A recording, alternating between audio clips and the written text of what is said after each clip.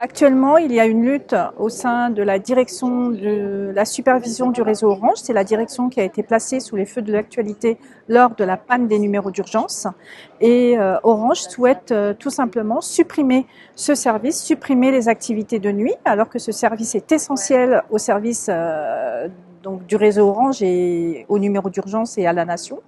C'est la raison pour laquelle il y a un petit peu plus d'un an donc a été initiée une lutte avec 3 jours de grève, une forte mobilisation des salariés. Les salariés ont obtenu et on a obtenu 22 promotions, sauf que les 22 promotions ne sont pas suffisantes. Et c'est la raison pour laquelle il y a un nouveau mouvement de grève actuellement sur l'ensemble des sites de la supervision du réseau Orange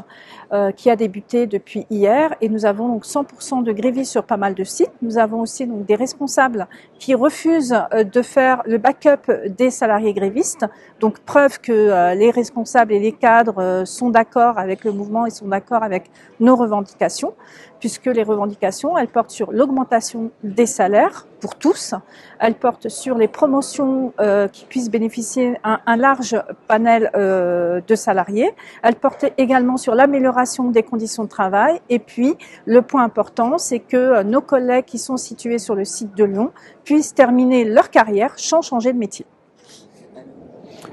Ce que j'attends de ce congrès, c'est la mise en place d'un véritable document d'orientation avec des orientations qui puissent nous aider à œuvrer et aller à la rencontre des cadres et justement à renforcer notre représentativité et à renforcer l'électorat des cadres, puisqu'on se rend compte qu'avec la mobilisation actuelle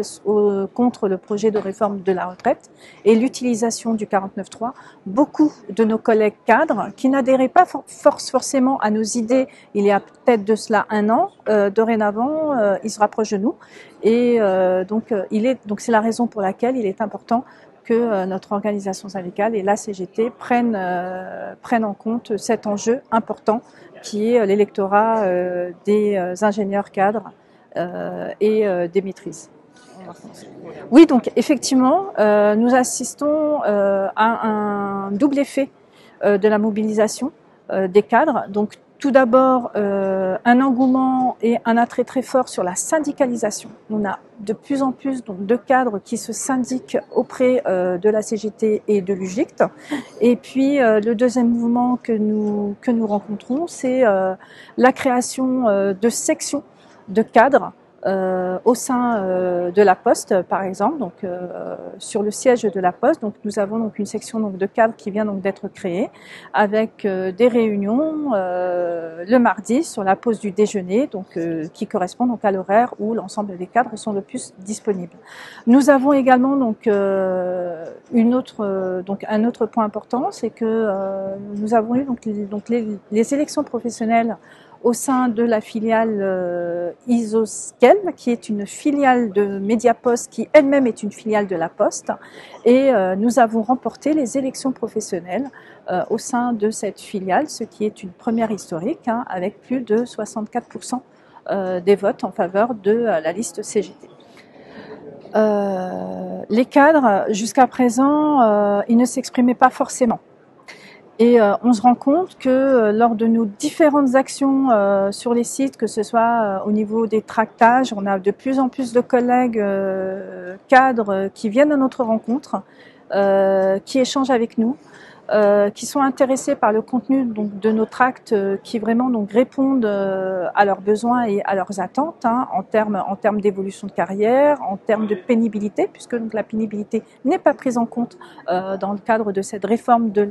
la retraite, donc tout ce qui est lié aux risques psychosociaux avec les RPS, les burn-out, on a de plus en plus donc, de burn-out, et ça donc c'est un point donc très important. Et puis on a également donc l'électorat donc des cadres femmes, et les femmes donc nos collègues